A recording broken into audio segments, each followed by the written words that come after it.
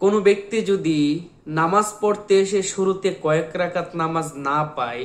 তাহলে ইমাম যখন সালাম ফিরাবে তখন সে দাঁড়িয়ে তার বাকি না পাওয়া রাকাতগুলো আদায় করতে হবে। কিন্তু কেউ যদি ভুলে ইমামের সাথে সালাম ফিরিয়ে ফেলে, তাহলে তার নামাজের কি অবস্থা হবে, এই মুহূর্তে তার করণীয় কি, এই চমৎকার মাসআলাটি আজকে আপনাদেরকে জানাবো। সবার কাছে ছোট্ট একটা রিকোয়েস্ট থাকবে, এমন সুন্দর সুন্দর ইসলামিক ভিডিওগুলো পেতে দয়া করে এই চ্যানেলটি সাবস্ক্রাইব করে সাথে থাকবেন, পাশে থাকবেন। তো এমন মাসবুক ব্যক্তি, মাসবুক বলা হয় যিনি শুরু থেকে কয়েক রাকাত নামাজ পায়নি, তো এমন ব্যক্তি যদি ভুলে ইমামের সাথে সালাম ফিরিয়ে ফেলে, তার ব্যাপারে কিতাবে মাসআলা আসছে, সে সালাম ফিরানোর পরে যদি নামাজ ভেঙ্গে যায় এমন কোনো কাজ করে না থাকে, যেমন সে সালাম ফিরানোর পর কারোর সাথে কোনো কথা বলে নাই, অথবা তার কোনো হাওয়া বাতাস বের হয় নাই,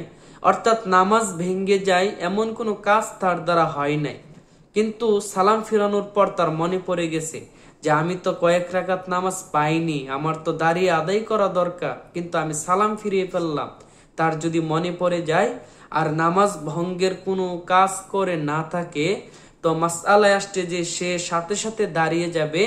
এবং সে যত রাকাত পায়নি তত রাকাত আদায় করে তাশাহুদ, দুরূদ শরীফ, দোয়া সূরা পড়ে সালাম ফিরাবে, তার নামাজটা হয়ে যাবে। কিন্তু যদি দোনোদিকে সালাম ফিরানোর পরে সে নামাজ ভেঙে যাওয়ার কোনো কাজ করে থাকে, যেমন সে কারোর সাথে কথা বলেছে বা তার কোনো হাওয়া বের হয়েছে, তাহলে তার এই নামাজটা হবে না, তাকে পুনরায় নামাজটা আবার নতুনভাবে আদায় করতে হবে। আর কেউ যদি ইচ্ছাকৃতভাবে ইমামের সাথে সাথে সালাম ফিরিয়ে ফেলে, তাহলেও তার নামাজটা বাতিল হয়ে যাবে, পুনরায় নতুনভাবে সেই নামাজটা তাকে আদায় করতে হবে। তো ভিডিওটি যদি ভালো লাগে অবশ্যই একটা লাইক, একটা কমেন্ট, একটা শেয়ার করে যাবেন প্লিজ।